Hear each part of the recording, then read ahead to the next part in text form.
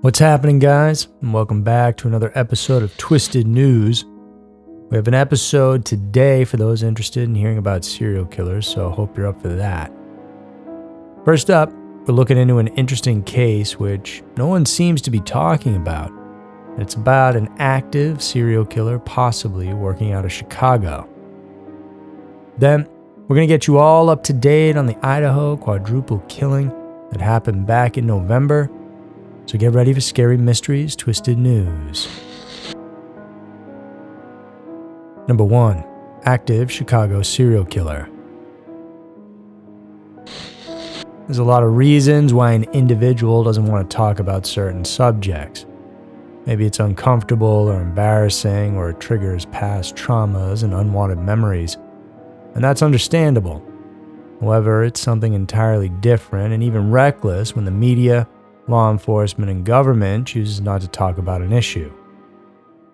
And that's exactly what we have here in our first story for this week. Because lately, there have been an alarming number of deaths happening in and around the greater Chicago area, and the victims? Able-bodied young white men who are in their 20s to early 30s. Now, if you're an avid listener of us or of true crime in general, then you're probably familiar with how different murder cases become classified as becoming serial killings. And one of the most important clues to clump a series of killings together is the pattern of who, where, and how the crime's being committed. This series of killings that's been happening in Chicago certainly ticks some of the boxes, and so it should be getting more attention. One of the more recent cases here happened just this past December 17th, when 25-year-old Peter Salvino, a doctorate student at Northwestern University, attended a house party on North Geneva Terrace. He seemed to have a good time there, but once he left, that was the last time anyone saw him. Immediately the next day, he was reported missing by family and friends. Investigators were also able to find the last location where his cell phone pinged, which was near Diversey Harbor, which is a short distance away from the party he was at. 3 days later, on Tuesday, December 20th, just past 5 in the afternoon, Marine units assisting in the search then found Peter's remains in Lake Michigan along the 2400 block of North Cannon Drive. And this location was not far from where his cell phone pinged last as well. The autopsy on his remains are still pending, and authorities haven't released information regarding his cause of death. But Peter's passing was the second death that happened in Lake Michigan in just that month. On the 7th of December, officers responded to a call about an unresponsive young man found in those waters near the 1000 block of North Deuceable Lake Shore Drive. He was brought to a nearby hospital, but unfortunately didn't survive. Was identified as 21-year-old businessman Christoph Subert, who had just started working in the Chicago area a month prior.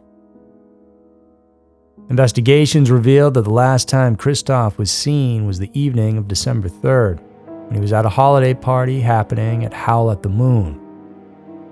Several people saw him there at the bar, but no one knows exactly when he left. And the next day, his friends checked in to see if he was back at his place, but found his room empty. The two deaths have not been officially linked, but there are obvious similarities. Young men who were at parties, gone missing, and later found in the same body of water. Perhaps these two men somehow accidentally fell into the waters. That is perhaps unlikely, but certainly possible. But it's when you extrapolate on this pattern and see that there's been a number of similar deaths happening in the area, it becomes harder and harder to justify these as unfortunate mistakes. And Peter's death is unofficially ranked as the 11th young white man to have died in those waters in 2022 alone. Now, there may be valid reasons why these cases aren't considered connected by authorities. Things like no signs of a struggle and no evidence like DNA since the water washes it away. There may also be something in the works secretly, maybe an intensive investigation involving these cases that they don't want their suspects and persons of interest to know about, which makes them feel confident and more likely to slip up. It's also possible that it's purposely being ignored by authorities by not tagging them as connected, as to avoid causing public fear that may end up being unnecessary. But still, it's not hard to blame people who may think that these cases are connected. It's a good thing for Chicagoans to be aware of it at the very least. We all hope that there isn't an actual serial killer targeting young men in Chicago, but if the speculations are proven true, then getting the word out is one of the best defenses the community as a whole can have. Number 2, Bryan Kohberger caught. Just a few weeks back, we shared with you the tragic case of 4 college students in Idaho who were stabbed to death as they slept in their apartment near the University of Idaho. The students were identified as Ethan Chapin, Zainer Kernodle, Kaylee Concows, and Madison Mogan. And they all lived in a 6-bedroom rented house with 2 other roommates who survived the entire ordeal.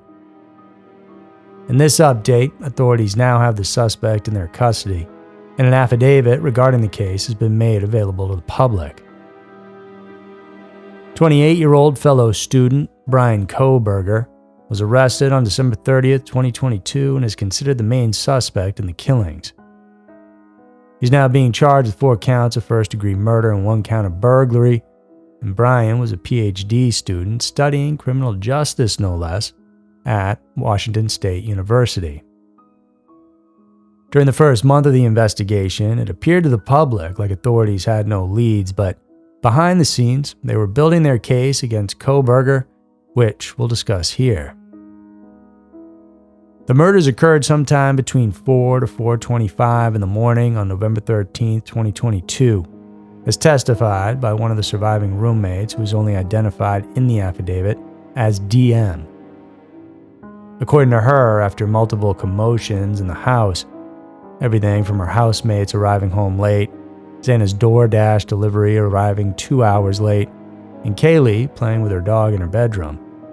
It wasn't all that out of the ordinary in a house of 6 for there to be activity happening at all hours of the night. But a different noise seemed to take place that caught DM's attention.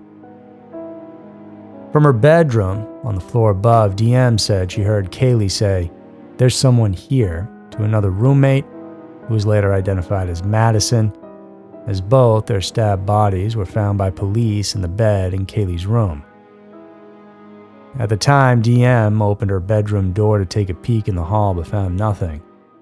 The next thing she heard was crying, followed by a male's voice saying something similar to, "It's okay, I'm going to help you." When she opened her door again, she was able to see a glimpse of the masked intruder who was about to exit through the sliding glass door. DM described the intruder as a man dressed in black with a mask covering his nose and mouth. He also clearly recalled that he had bushy eyebrows. It appeared that the man didn't notice her, as DM was able to lock herself in her room as the man walked away. Investigators later found a shoe print outside DM's room, as well as the knife sheath which was left behind. And soon enough, they were able to find DNA on that sheath.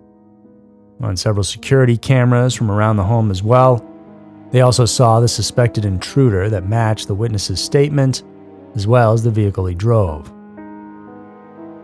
Bryan drove the same Hyundai Elantra the police were on the lookout for, but around 5 days after the killings, he changed his license plates from Pennsylvania to Washington State plates. Authorities also learned that his cell phone pinged at least 12 times in the area where the victims lived between the 23rd of June and the night of the murders, meaning most likely he was stalking and casing the house. After an intensive search, an arrest warrant was finally secured by authorities, and Bryan was then taken into custody on December 23rd.